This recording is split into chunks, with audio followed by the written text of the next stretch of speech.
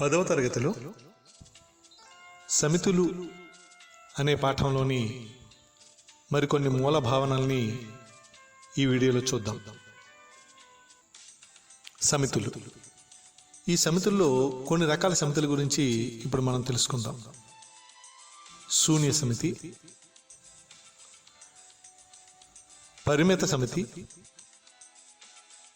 అపరిమిత సమితి, విశ్వ సమితి.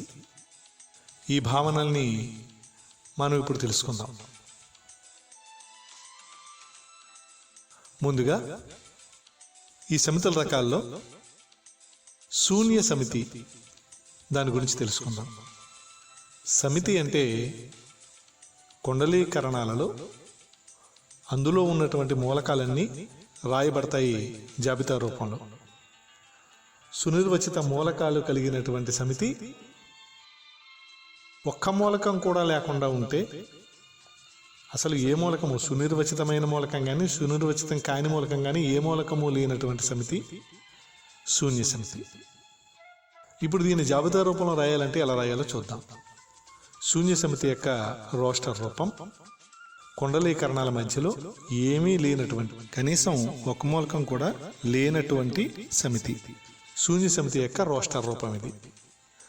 దీన్ని సూచించే గుర్తు ఫై. ఈ గుర్తును మనం ఫై అని చదువుతాం. ఇక పరిమిత సమితి. పరిమిత సమితి అంటే ఒక సమితిలోని మూలకాల సంఖ్య మనం లెక్కించగలిగినంత పరిమాణంలో ఉంటే ఆ సమితి పరిమిత సమితి. పరిమిత సమితికి ఉదాహరణలు చూద్దాం. రాజపూడి ఉన్నత పాఠశాలలో 10వ తరగతిలోని విద్యార్థుల సమితి. రాజపూడి ఉన్నత పాఠశాలలో 10వ తరగతిలో 140 మంది విద్యార్థులు చదువుతున్నారు. 140 మంది మాత్రమే ఉన్నారు, మనం లెక్కించగలిగినంత మంది ఉన్నారు. కాబట్టి ఈ సమితి పరిమిత సమితి అవుతుంది. అలాగే ఇక్కడ ఏ అనే మరో సమితి ఇవ్వబడింది. ఈ ఏలో 2, 4, 6, 8, 10 అలా 100 వరకు ఉన్నటువంటి సరి సహజ సంఖ్యలన్నీ ఉన్నాయి. మొత్తం 50 మూలకాలు ఉన్నాయి, లెక్కించగలిగాం. కాబట్టి ఇది కూడా పరిమిత సమితి అవుతుంది. తరువాత అపరిమిత సమితి అంటే ఏమిటో చూద్దాం. ఒక సమితిలోని మూలకాల సంఖ్య మనము లెక్కించలేనన్ని ఉంటే ఆ సమితి అపరిమిత సమితి. అపరిమిత సమితికి ఉదాహరణలు ఎన్ అంటే సహజ సంఖ్యల సమితి. మనకు తెలుసు 1, 2, 3, 4, 5, 6, 7 ఇలా అనంతంగా ఎన్నో సంఖ్యలు ఉంటాయి. ఎన్ని ఉంటాయో లెక్కించలేం. కాబట్టి ఇది అపరిమిత సమితి, లెక్కించలేనన్ని మూలకాలు ఉన్నాయి. తరువాత సమితి A is equal to the set of X such that X ఒక పూర్ణ సంఖ్య మరియు ఎక్స్ లెస్ దాన్ -5 అంటే -5 కన్నా చిన్నదైన పూర్ణ సంఖ్య. ఎవరున్నారు? -6, -7, -8, -9, -10 అంటూ సంఖ్యారేఖ మీద మనం వీటిని చూడొచ్చు. ఇవి కూడా అనంతమైనటువంటి సంఖ్యలో ఉంటాయి, లెక్కించలేము. కాబట్టి ఇది కూడా అపరిమిత సమితి. తరువాత విశ్వ సమితి. ఇది చాలా ముఖ్యమైనటువంటి భావన. విశ్వ సమితి. ఈ విశ్వ సమితిలో అన్ని సమితులలో ఉండే మూలకాలు కూడా ఉంటాయి. ప్రతి సమితిలో ఉండే మూలకాలు తనలో కలిగి ఉన్నటువంటి సమితి విశ్వ సమితి. అంటే ప్రతి సమితిలో ఏ మూలకం ఉన్నప్పటికీ ఆ మూలకం తనలో కలిగి ఉంటుంది. అయితే ఈ విశ్వ సమితి గురించి బాగా తెలుసుకోవాలి అంటే ఉపసమితి అనే భావనను తెలుసుకుంటే మనకి ఇంకా బాగా అర్థమవుతుంది ఈ విశ్వ సమితి. ఉపసమితి అంటే ఏంటో చూద్దాం. ఎన్ సహజ సంఖ్య సమితి. ఏ 1, 3, 5, 7 కలిగినటువంటి సమితి. ఇక్కడ చూద్దాం, ఎన్లో అన్ని సహజ సంఖ్యలు ఉన్నాయి. కానీ ఏలోకి వచ్చేటప్పటికి 1, 3, 5, 7 ఇవి బేసి సహజ సంఖ్యలు మాత్రమే ఉన్నాయి ఇందులో. ఇప్పుడు ఏలో ఉన్న అన్ని మూలకాలు ఎన్లో కనిపిస్తున్నాయి.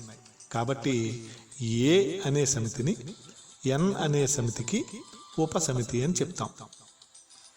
ఏలోని ప్రతి మూలకము ఎన్లో ఉంది. అలా ఉంటే ఏ అనే సమితిని ఎన్ అనే సమితికి ఉపసమితి అంటాం. ఉపసమితిని సూచించడానికి ఏం గుర్తు వాడతాం? ఇప్పుడు ఏ అనేది ఎన్ అనే సమితికి ఉపసమితి అయింది. అది సూచించడానికి వాడే గుర్తు సబ్సెట్ ఆఫ్ అనే గుర్తు. ఈ గుర్తును వాడతాం. దీనిని సబ్సెట్ ఆఫ్ అని చదువుతారు. ఏ సబ్సెట్ ఆఫ్ బి అని చదవాలి ఈ వాక్యాన్ని. ఏ అనేది ఒక సమితి, బి అనేది ఒక సమితి, మధ్యలో ఉన్న గుర్తు సబ్సెట్ ఆఫ్. ఏలో ఉన్న అన్ని మూలకాలు బిలో ఉన్నాయన్నమాట. అందుకని ఏ సబ్సెట్ ఆఫ్ బి అని అంటాం. అంటే ఏ అనే సమితి బి అనే సమితికి ఉపసమితి అని అర్థం.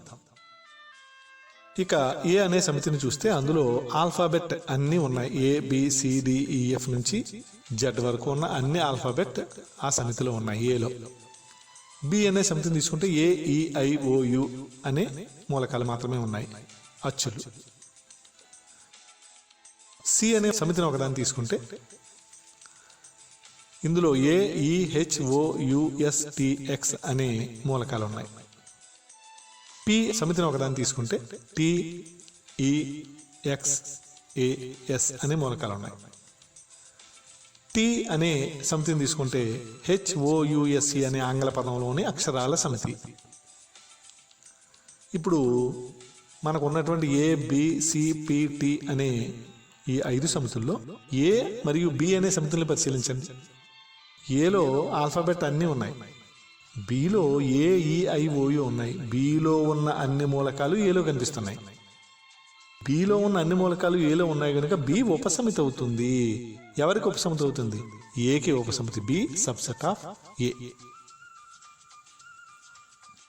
ఇప్పుడు ఏ మరియు సి అనే సమితుల్ని పరిశీలించండి. ఏలో ఆల్ఫాబెట్ అన్నీ ఉన్నాయి, సిలో ఏ ఈ H O U S T X అనే మూలకాలు మాత్రమే ఉన్నాయి. ఇప్పుడు ఈ మూలకాలన్నీ ఏలో ఉన్నాయి. సిలో ఉన్న ప్రతి మూలకము ఏలో కనిపిస్తుంది కాబట్టి C subset of A. C అనేది ఏకి ఉపసమితి. ఇప్పుడు మరికొన్ని ఉపసమితుల్ని పరిశీలిద్దాం. ఏ మరియు పి అనే సమితుల్ని పరిశీలిస్తే పిలో ఉండే టిఈఎక్స్ఏఎస్ అనే మూలకాలన్నీ కూడా ఏలో కనిపిస్తున్నాయి కాబట్టి పి అనేది సబ్సెట్ ఆఫ్ ఏ అవుతుంది.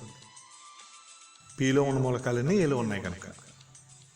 తర్వాత సి మరియు పి అనే సమితుల్ని పరిశీలిద్దాం. సిలో ఏఈహెచ్ఓయుఎస్టిఎక్స్ ఉంటే పిలో టిఈఎక్స్ఏఎస్ ఉన్నాయి. టి సిలో ఉంది, ఈ సిలో ఉంది, ఎక్స్ సిలో ఉంది, ఏ సిలో ఉంది, ఎస్ సిలో ఉంది. కాబట్టి పిలో ఉండే ప్రతి మూలకము సిలో ఉంది కనుక పి సికి ఉపసమితి అవుతుంది. అంటే పి సబ్సెట్ ఆఫ్ సి అని చెప్పచ్చు. ఇప్పుడు ఏ మరియు టి అనే సమితుల్ని పరిశీలిస్తే టీలో ఉన్నవారు ఎవరు? హౌస్ అనే ఆంగ్ల పదంలోని అక్షరాల సమితి. హెచ్ఓయుఎస్ఈ. హెచ్ఓయుఎస్ఈ పదంలో ఉన్న అక్షరాలన్నీ కూడా ఏలో కనిపిస్తున్నాయి కాబట్టి టీ అనేది ఏకి ఉపసమితి అవుతుంది. మరి సిని టీని పరిశీలిస్తే టీలో ఉన్న అక్షరాలన్నీ సిలో కనిపిస్తున్నాయి కాబట్టి టీ సికి కూడా ఉపసమితి అవుతుంది. T is subset of C. అంటే ఉపసమితి అనే భావన మీద మనకి చక్కని అవగాహన కలిగింది. ఏ అనేది 1 3 5 7 9 11, బి అనేది 1 2 3 4 5 6 7 8 9 10 11 అనే మూలకాలతో ఉంటే ఇప్పుడు ఉపసమితి ఎవరో మనకు తెలిసిపోతుంది. ఏలో ఉన్న మూలకాలన్నీ బిలో ఉన్నాయి కాబట్టి ఏలో గల మూలకాలన్నీ బిలో ఉన్నాయి కనుక ఏ సబ్సెట్ ఆఫ్ బి అని రాస్తాం. అంటే ఎక్స్ అనే మూలకము ఏలో ఉన్నప్పుడల్లా ఎక్స్ అనే మూలకము తప్పనిసరిగా బిలో ఉంటుంది. అలా ఉన్నప్పుడు ఏ సబ్సెట్ ఆఫ్ బి. ఇది ముఖ్యమైనటువంటి నిర్వచనం, గుర్తుపెట్టుకోండి. X subset of X belongs to A అయినప్పుడల్లా ఎక్స్ బిలాంగ్స్ టు బి అయితే ఏ సబ్సెట్ ఆఫ్ బి. ఇప్పుడు విశ్వసమితి గురించి మాట్లాడుకుందాం. ప్రతి సమితి ఉపసమితిగా గల సమితిని విశ్వసమితి అంటారు. అంటే అర్థం ఏంటి? ప్రతి సమితిలో ఉండే మూలకాలు విశ్వసమితిలోనే ఉంటాయి అనేది దీని అర్థం. మొదట్లో చెప్పుకున్నటువంటి నిర్వచనం విశ్వసమితికి అదే. అది ఇప్పుడు ఉపసమితి రూపంలో చెప్పుకుంటున్నాం. ఇక్కడ చూడండి, బిలో ఉన్న మూలకాలు, సిలో ఉన్న మూలకాలు, పిలో ఉన్న మూలకాలు, టీలో ఉన్న మూలకాలు కూడా ఏలో ఉన్నాయి. ఈ కంటెంట్కి సంబంధించి ఏని విశ్వసమితి అనొచ్చు. ఇక్కడ ఏ విశ్వసమితి అవుతుంది. అంటే ప్రతి సమితిలో ఉండే మూలకాలు తనలో కలిగి ఉన్న సమితే విశ్వసమితి. విశ్వసమితిని మ్యూ అనే అక్షరంతో సూచిస్తారు. ఈ అక్షరాన్ని మ్యూ అని సూచిస్తారు. ఇవి మనం తెలుసుకున్నటువంటి విశేషాలు. ఏం తెలుసుకున్నాం ఒకసారి మళ్ళీ చూద్దాం. శూన్య సమితిని సూచించే అక్షరం 5. ఇందులో మూలకాలు ఏవి ఉండవు. విశ్వసమితిని మ్యూ అనే అక్షరంతో సూచిస్తారు. ప్రతి మూలకము ఇందులోనే ఉంటుంది. ఏ సబ్సెట్ ఆఫ్ బి, ఈ గుర్తుని మనం కొత్తగా నేర్చుకున్నాం, సబ్సెట్ అనే గుర్తుని. దీని అర్థం ఏమిటి అంటే ఏ అనే సమితి బి అనే సమితికి ఉపసమితి అని. మూలకాల సంఖ్య మనం లెక్కించగలిగినంత పరిమాణంలో ఉంటే ఆ సమితి పరిమిత సమితి. ఈ విషయాన్ని కూడా మనం ఈ వీడియోలో నేర్చుకున్నాం. మూలకాల సంఖ్య మనం లెక్కించలేనంత పరిమాణంలో ఉంటే ఆ సమితి అపరిమిత సమితి. ఇప్పుడు ఒక సమస్యను చేద్దాం. ఏ బి సి డి అనే మూలకాలు కలిగిన ఏ అనే సమితికి ఉపసమితులన్నీ రాయండి అని. దీనికి ఉండే ఉపసమితులు ఎలా ఉంటాయి? ఇందులో ఒక్క మూలకం కలిగి ఉన్నా దీనికి ఉపసమితి అవుతుంది. ఒక్క మూలకం కలిగి ఉండాలంటే ఏ ఒకటి ఉండొచ్చు, బి ఒకటి ఉండొచ్చు, సి ఒకటి ఉండొచ్చు, డి ఒకటి ఉండొచ్చు. ఇప్పుడు వాటన్నిటిని మనం రాద్దాం. ఏబిసిడి అనే సమితికి ఉపసమితులను రాద్దాం.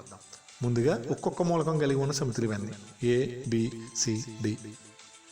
అలాగే రెండేసి మూలకాలు కూడా కలిగి ఉండొచ్చు. ఏబి ఉండొచ్చు, బీసీ ఉండొచ్చు, సిడి ఉండొచ్చు, ఏసీ ఉండొచ్చు, ఏడి ఉండొచ్చు.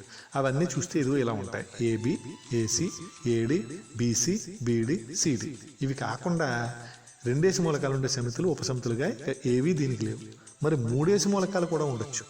అలా మూడేసి మూలకాలు ఉన్న సమితులు 4 ఉంటాయి. ABC, ABD, ACD, BCD.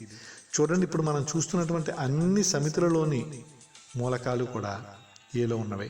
కాబట్టి ఇవన్నీ ఏ సమితికి ఉపసమితి. ఇది కాకుండా ఇంకొక సమితి ఉంది, దీనికి ఉపసమితి ఏ సమితి. అదేమిటి అంటే ఆ సమితి అంటే ఏ అనే సమితి. ఏబిసిడి అనే మూలకాలు ఉన్నటువంటి సమితి. అంటే తనకు తానే ఉపసమితిగా మారింది ఆ సమితి. ఇంకొక సమితి కూడా దీనికి ఉపసమితిగా వస్తుంది. అది ఎవరు అంటే 5, శూన్య సమితి. శూన్య సమితి అన్ని సమితులకి ఉపసమితి. ఈ విషయాన్ని మనం ఇప్పుడు మరోసారి మాట్లాడుకుందాం. శూన్య సమితి అన్ని సమితులకి ఉపసమితి. ఇది తప్పనిసరిగా గుర్తుపెట్టుకోవాలి. అలాగే ప్రతి సమితి తనకు తానే ఉపసమితి. ఈ విషయాన్ని మనం ఎప్పుడు దృష్టిలో పెట్టుకుని ఈ సమితులలో సమస్యల్ని మనం చేయగలుగుతాం. ఇప్పుడు చాలా భావనల్ని మనం తెలుసుకున్నాం. ఇంకా మనం తెలుసుకోవాల్సినటువంటి భావనలు సమితుల సమ్మేళనం, సమితుల ఛేదనం, సమితుల భేదం, సమసమితులు, వియుక్త సమితులు, ఇలాంటి మిగిలిన విషయాల్ని తర్వాతి వీడియోలో వివరించుకుందాం.